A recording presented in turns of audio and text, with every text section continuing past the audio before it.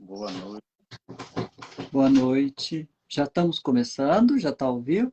Já está ao vivo. Estou vendo aqui que temos já duas pessoas, três pessoas.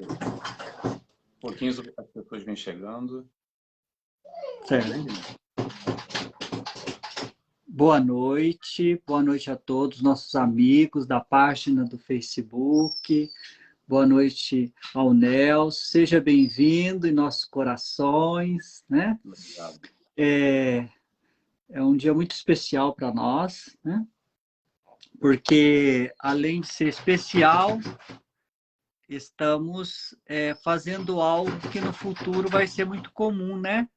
Então, eu acho isso muito legal, essa interação entre as casas espíritas, os grupos e essa grande família, né, que somos. Isso nos une.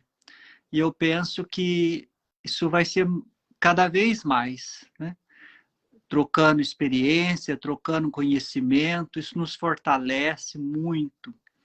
E o Centro Espírita Antônio de Pádua, que fica aqui em Urufino, Minas Gerais, ele tem um imenso prazer, né, em receber você.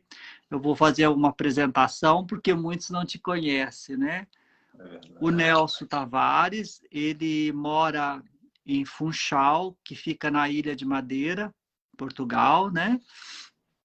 Ele faz parte da Associação da Casa dos Humildes, Lisboa, do Centro Cultural Espírita de Funchal, né, na Ilha de Madeira, e Solidarity Spirit Group, Londres, Inglaterra. É um estudioso do espiritismo, de Joana de Ângeles, Hamed, e ele é também psicólogo transpessoal. E hoje ele vai fazer a reflexão espírita, nos trazer um tema muito bom. Então eu vou passar a palavra a ele para que possamos dar início à nossa reflexão hoje. Seja bem-vindo, Nelson. Obrigado, Denise. Antes de mais, eu quero agradecer ao SEAP por esse convite. É uma alegria estar aqui com vocês e poder compartilhar, falar de Jesus, falar de doutrina espírita. Falta um pouquinho ainda para as 11. Vamos esperar mais alguns minutinhos que o pessoal está chegando, né? Porque está marcado às 11. Mas, antes de mais, eu quero... Estava pensando o que a gente estava conversando, o que você disse agora, essa possibilidade, essa troca, esse intercâmbio que a internet proporciona. Ontem eu estava dando uma palestra no centro de Lisboa, hoje eu estou aqui com vocês em Ouro amanhã eu vou estar em São Paulo, no outro centro espírita. E que bom, né, que a gente pode aproveitar isso, essa transformação do mundo, que às vezes te transforma em algumas coisas negativas, mas outras vêm ao nosso favor, e que a gente possa aproveitar essas ferramentas principalmente para divulgar estudo, para compartilhar conhecimento, que esse eu acho que é o contributo maior que a gente pode aproveitar disso tudo que vem acontecendo. É uma alegria estar aqui, como eu disse, agradecendo também ao Vinícius, que eu posso já chamar de amigo, de certa maneira, a gente já está Sim, com certeza. criando um relacionamento de amizade, enfim. E o tema de hoje, já está no nosso horário, eu vou começar então. O Por tema de favor. hoje é observar os pássaros do céu. E aí, quando a gente vai buscar esse tema, observar os pássaros do céu, que está lá no capítulo 25 do Livro dos Espíritos, Espíritos não, Evangelho segundo o Espiritismo. No capítulo 25, esse item se chama, o tópico desse capítulo se chama Buscai e Acharei. E a gente vai falar um pouco sobre esse capítulo antes de entrar no tema propriamente dito, observar os pássaros do céu. Então, o que a gente vai falar hoje? Vamos falar um pouco sobre o nosso propósito de vida, vamos falar um pouco sobre Jesus, é claro, e falar sobre Jesus a gente vai falar sobre amor, principalmente. A gente vai falar sobre planejamento reencarnatório, e se der tempo no final, a gente vai falar um pouco sobre riqueza. Então vamos lá. Observar os pássaros do céu, capítulo 25, buscar e acharei. Aí vem a grande pergunta, a pergunta inicial que eu quero trazer nessa reflexão. Buscar o quê? O que a gente busca verdadeiramente na nossa vida? O que nós queremos? O que a gente quer da nossa vida? Qual é o nosso foco? Qual é o nosso objetivo? Qual é o sentido que a nossa vida tem? Será que a gente já se questionou isso? Será que a gente já parou para pensar sobre isso alguma vez? Normalmente, quando a gente para pensar e faz uma reflexão como essa, a gente pensa logo naquele sentido de que talvez a minha vida, será que é para casar, para ter uma esposa, para ter um marido? Será que é para ter filhos? Será que é para ter uma família? Ou para ficar rico, para ter dinheiro, para comprar uma casa, para ganhar na Mega Sena, no Euromilhão? Ou então para a gente trabalhar a vida toda para no final ter uma aposentadoria ou uma reforma, para quem está aqui em Portugal, e levar uma vida mais tranquila? E esse aspecto material, essa análise material da nossa vida, é sim importante, sem dúvida alguma, esse planejamento. Porém, a pergunta que eu trago é: o quanto a gente tem um planejamento da nossa vida no aspecto espiritual, não só o aspecto material? O quanto a gente dedica, o quanto essas questões que a gente coloca como foco e objetivo na nossa vida no aspecto material, porque sim, família é importante, ou não, porque sim, ter filho é importante, ou não, sim, é importante ter marido, esposa, ou não, isso é muito pessoal, isso é muito de cada um. Mas esse tipo de planejamento é um planejamento normal que as pessoas fazem no aspecto material, mas às vezes a gente não tem nenhum planejamento no aspecto espiritual. O quanto que a gente faz esse questionamento, e aí quando a gente traz uma reflexão de Jesus, para quando ele faz o seguinte questionamento naquele instante, para aqueles que o rodeavam, perguntando quem era a minha mãe e quem são os meus irmãos.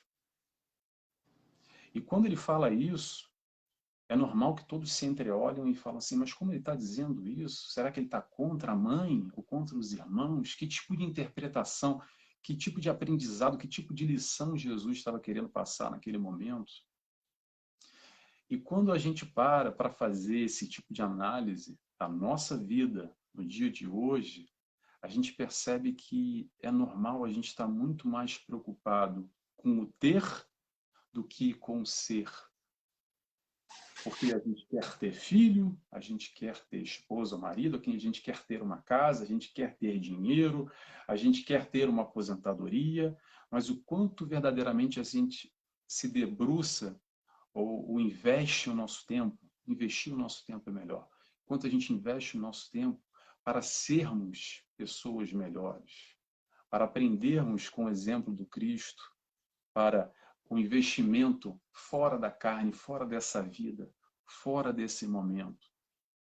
Porque quando a gente projeta uma felicidade numa vida carnal, nesse momento, nessas questões materiais, vem um outro questionamento. E se por um acaso a gente não consegue ter um filho, ou mesmo tendo um filho, depois que esse filho fica mais velho e ele vai morar lá no Japão, e a gente fica sozinho, só vê esse filho talvez pelo WhatsApp uma vez por semana, ou a gente não consegue angariar recursos financeiros o suficiente para ter tal casa ou para ficar rico, ou a gente não tem uma família, ou a nossa família toda vai embora, ou a gente trabalha a vida inteira para ter a tal aposentadoria, mas aí quando a gente se aposenta, a gente vê que essa aposentadoria não dá nem, mal dá para pagar nossas contas. E será que isso é sinônimo de fracasso, de infelicidade, porque a gente projetou aquelas metas e objetivos como uma garantia de sucesso ou como uma meta, um objetivo de uma vida? E nesse questionamento, Jesus vem na contramão, porque quando ele vem trazer a boa nova, quando ele vem dizer que não, o meu reino não é desse mundo, a felicidade real não é desse mundo, ele vem nos apresentar um novo paradigma, uma nova proposta, uma grande novidade, a tal da boa nova. E aí? E o que a gente faz com essa reflexão? Porque é claro que vivemos na matéria e é importante a matéria. Eu não estou diminuindo a importância de tudo isso que eu falei. Tudo isso é importante, sim. Mas o quanto a gente se debruça, o quanto a gente investe o nosso tempo no aspecto material e o quanto a gente investe no aspecto espiritual. Eu posso dizer muito pouco ou quase nada. E aí vem essa pergunta novamente: qual é o propósito verdadeiro da nossa vida? Será que é só ficarmos aí nessa superfície do aspecto material?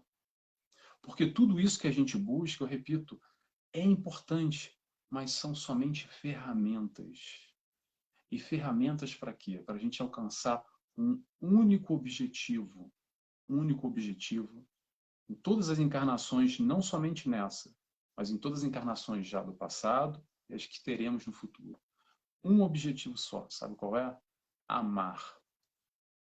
Toda a doutrina do Cristo, se a gente pegar todos os evangelhos, pega o Evangelho segundo o Espiritismo, se resume em amar.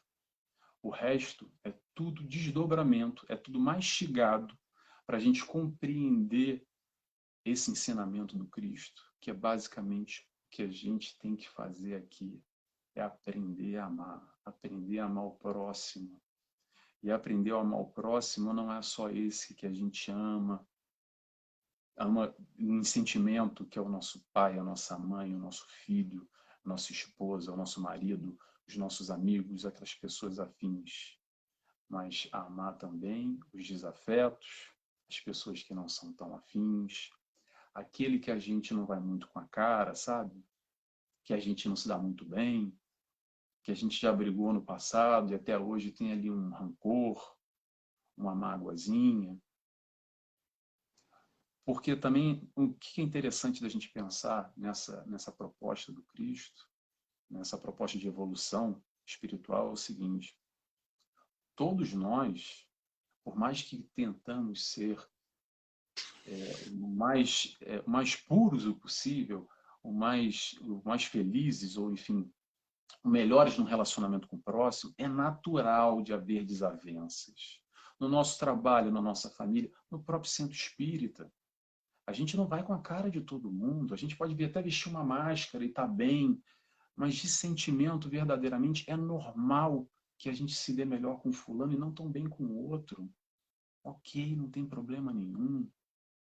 Mas a proposta do Cristo a esse nível, desse tipo de amor, não é que eu tenho que ter um sentimento nivelado igual a todo mundo, mas o que eu posso ter é um comportamento igual com todo mundo. Eu posso agir com o outro como eu gostaria que ele agisse comigo. E nessa proposta do Cristo, isso sim é possível. Isso é possível já. Claro que o ideal é que a gente consiga sempre nivelar o sentimento, mas nem sempre a gente consegue. Mas o comportamento está nas nossas mãos. Porque sentimento, a emoção vem e às vezes a gente esquenta, sobe a cabeça, perde o controle. Ok, mas a gente tem um controle de como nós podemos agir com esse semelhante, agir com esse próximo, mesmo que nós não gostemos muito dele, mesmo que o santo não bata muito com a cara dele, mas ainda assim a gente tem um controle do nosso comportamento. E é através daí que a gente vai aprendendo a amar, que essa é a proposta do Cristo. É para isso que a gente está aqui, nem mais nem menos, nem para a direita nem para a esquerda. Todos nós estamos aqui para aprender a amar, pura e simplesmente. E quando a gente não aprende a amar, o que acontece? Acontece que a gente perde a linha, a gente perde as estribeiras. Que é um exemplo máximo disso, é o que está acontecendo. A guerra. Há várias vertentes que a gente pode analisar a guerra, mas a guerra nada mais é do que a falta de amor, uma ausência completa dessa compreensão que o próximo pode pensar diferente do que eu, e aí a gente vai nos extremos que talvez seja lá explodindo, invadindo, matando e fazendo toda essa atrocidade. Mas a guerra não está só lá na Ucrânia, não, está lá na Rússia. Sabe onde é que a guerra está? A guerra está dentro de nós, nos nossos relacionamentos com o próximo. Até hoje, com certeza, se vocês pararem para pensar e lembrar do passado, daquela briga lá, daquele fulano que te ofendeu, daquela ciclana que falou mal de você, e até hoje você não conseguiu perdoar, e até hoje você tem um sentimento negativo de alguma forma, isso não é uma guerra, te pergunto? Talvez você hoje não pegue uma pedra e ataque na pessoa, ou pegue uma arma e dê um tiro ou ataque uma bomba, mas mentalmente, será que nós não estamos em guerra constante com o nosso próximo? Com esse que pensa diferente do que nós? Com esse que tem uma visão diferente da vida do que nós? Nem melhor nem pior, diferente, mas por essa falta de aceitação de como o próximo é diferente do que a gente e por não aceitarmos, por não termos tolerância nesse relacionamento mínimo de amor, por essa falta de tolerância que começam os conflitos, que começam as brigas. E, eventualmente, podem se deflagrar num processo que é uma guerra, por exemplo. Então, voltemos a falar de Jesus. Qual é a proposta de Jesus? O que ele trouxe? Qual é a boa nova? Não é ter. Ter é ferramenta. Para quê? Para ser. Que sejamos nós mais iluminados, que sigamos a proposta do Cristo, o seu exemplo, com todas as dificuldades na encarnação que ele teve, para nos demonstrar que sim, que é possível. Tudo isso é possível. É bom a gente lembrar que às vezes a gente fica muito achando que a gente é muito errado e que a gente deveria fazer de outra forma. Não vamos entrar nesse chicote, nesse martírio. Eu falo muito sobre esse chicote. A gente adora pegar um chicotezinho, bater nas costas e ficar se martirizando. O que existe, muitas vezes, não são pessoas erradas, são objetivos errados. Então, reveja os seus objetivos. Vamos rever os nossos objetivos para a nossa vida. Qual é o nosso propósito verdadeiro de vida? Para que a gente está encarnado aqui? Será única e simplesmente para ter e ter e ter? Ou será que há algo a mais nesse sentido do aprendizado do amor, que nós somos colocados nesse planejamento reencarnatório, que a gente vai falar daqui a pouquinho, até porque a gente já está avançando no horário. Então, vamos já começar agora a pular a introdução e já vamos para a nossa reflexão do capítulo. Bem, o capítulo Observar os Pássaros, os céus, no céu é o seguinte. Nos fala basicamente, numa primeira leitura, para a gente não acumular tesouros na terra, e sim acumular os tais tesouros no céu. Para não se inquietar com questões materiais e buscar Deus. Basicamente é isso. Eu estou resumindo mais ou menos o que o capítulo fala. Ok. Quando a gente faz uma leitura rasa inicial desse capítulo, vem o seguinte pensamento. Então vou parar de trabalhar, os boletos vão ser pagos sozinhos, de repente vai aparecer dinheiro na minha carteira, a comida vai aparecer na despensa. Será que é isso? Será que é esse tipo de leitura que o Evangelho nos traz? Aí eu vou trazer a seguinte reflexão. Será que alguém aqui já parou para se perguntar, no aspecto material que a gente está falando, tá? Essa análise, essa é a veia que eu vou puxar.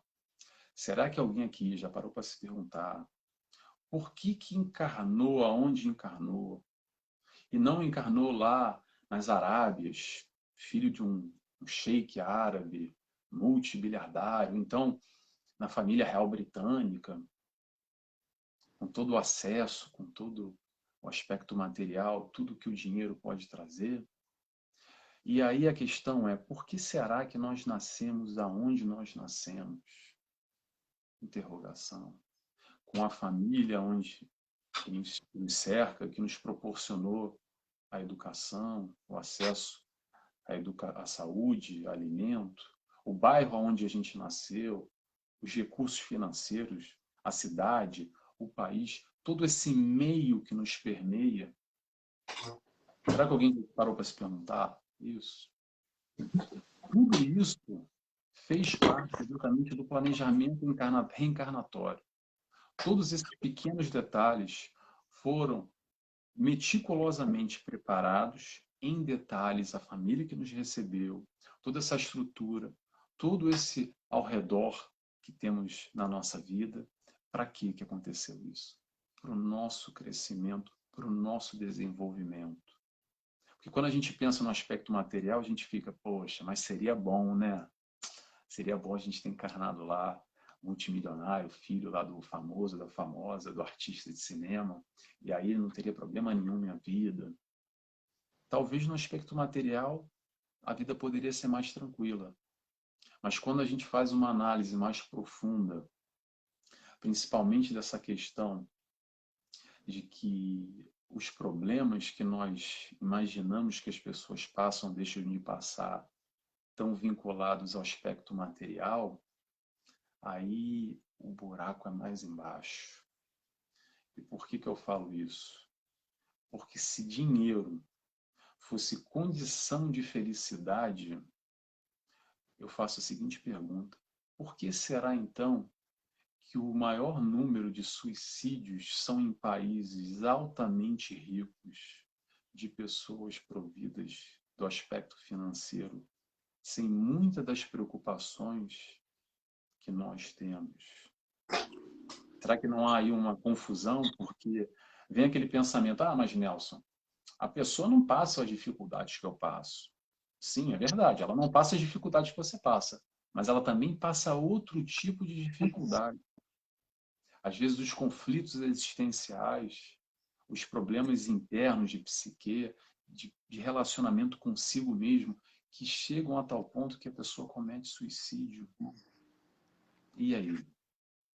E aí a gente para ter uma outra visão de que às vezes a pessoa está lá, às vezes não, com certeza, ela está lá naquele meio, naquela família, naquela estrutura, naquela condição, porque ela tem ali as ferramentas necessárias para naquela encarnação ela se superar, ela aproveitar, ela continuar crescendo, ela continuar evoluindo muito além, está muito além do que o aspecto material, pura e simplesmente.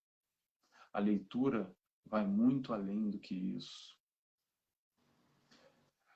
Kardec nos diz o seguinte, agora avaliando a questão financeira, a questão da riqueza. Kardec nos diz que rico é aquele que sabe se contentar com o necessário. E por que eu quero trazer essa reflexão? Porque numa sociedade materialista que a gente vive, é normal a gente almejar e tirar como exemplo a questão da riqueza, a questão do dinheiro. E o problema é que a gente se perde muito às vezes, porque a gente inventa muita coisa que se faz necessário, mas será que é necessário realmente? Não sei. Eu sei que é necessário para mim, eu não sei que é necessário para vocês que estão me escutando. Porque cada um sabe o que é necessário para si próprio.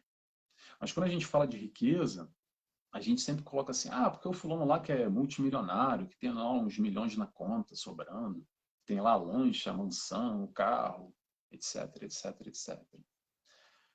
Mas aí eu vou trazer um dado para vocês, aqui para a gente pensar, que é o seguinte. 48%, ou quase, vamos arredondar, quase 50% da população no mundo, ok? Não há no Brasil, não há em Portugal, no mundo. Quase 50% da população no mundo vive com menos de 2 dólares ao dia. Isso dá em real, não sei como é que está a cotação hoje, mas deve dar mais ou menos uns 10 reais. Agora calma, não é 10 reais para a gente tomar um café, comer um lanche, um salgado, alguma coisa.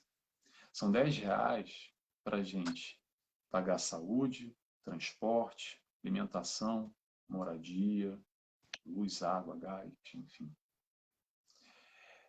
Eu não sei a realidade de vocês, mas eu posso dizer por mim, sim, eu não estou nessa faixa, ok?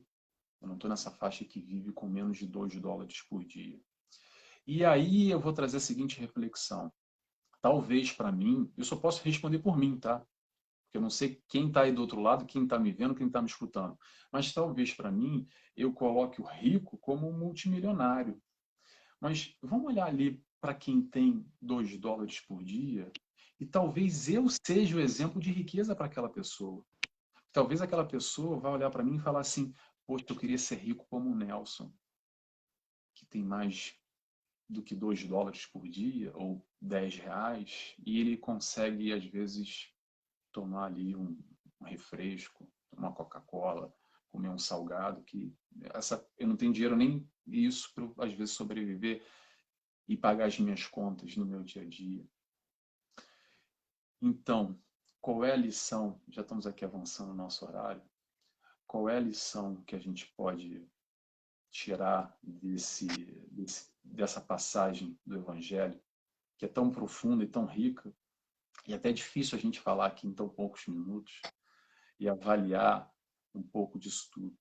É que às vezes a gente se apega demais aos aspectos materiais, a gente foca muito no aspecto material e fica cego às vezes. Não estou dizendo todo mundo, tá? Mas às vezes a gente fica cego naquilo. Dá demasiada importância, a tal inquietação, a gente se inquieta demais com o aspecto material.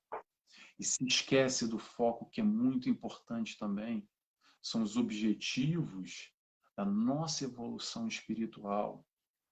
Ah, Nelson, mas a evolução espiritual é o quê? É ir para o centro espírita, ir para a igreja, é fazer caridade? Também, porque fora da caridade não há salvação. Sinônimo de caridade é amor. Vamos amar ao próximo. Vamos amar a si mesmo. Sabe a história que eu falei para vocês? Daquele processo lá atrás, que a gente conversou sobre aquela pessoa que você brigou, que você não vai muito com a cara, que você não se dá muito bem, que não te desce, aquela fulaninha, aquele ciclano? Coloca isso como meta e objetivo da tua vida para a tua evolução espiritual. Aprende a amar. Não precisa forçar a barra e querer amar ele ou ela como você ama o seu filho ou sua filha. Eu sei que isso está praticamente impossível, mas passe a vibrar no bem, deseje o bem, faça uma oração. Não consegue fazer uma oração direta? Ore pelo mentor dessa pessoa. Pede ao seu mentor, ao seu anjo da guarda, que se comunique com o mentor dessa pessoa, que tente da melhor forma possível, apesar da gente estar às vezes perdendo a cabeça e não conseguir estabelecer uma conexão de amor diretamente, mas a gente pode fazer esse esforço. Isso já é possível. Depois desse momento, tenta se reaproximar. É difícil, mas põe lá como meta e objetivo. Como a gente coloca ter a meta, eu quero ter o carro, ter a casa, eu quero ter o filho. Ter essas metas materiais são importantes, sim, mas faz também umas metas no plano espiritual, para a sua melhor enquanto indivíduo. Trabalha mais na caridade. Na caridade não é só dar dinheiro, não é só participar da quentinha no centro espírita e da esmola, mas trabalha a caridade no sentido mais profundo da caridade. O que é caridade? Está lá no Livro dos Espíritos. Caridade é perdão das ofensas, perdoar é ser caridoso. Benevolência para com todos, benevolência é amar, benevolência é ser bom.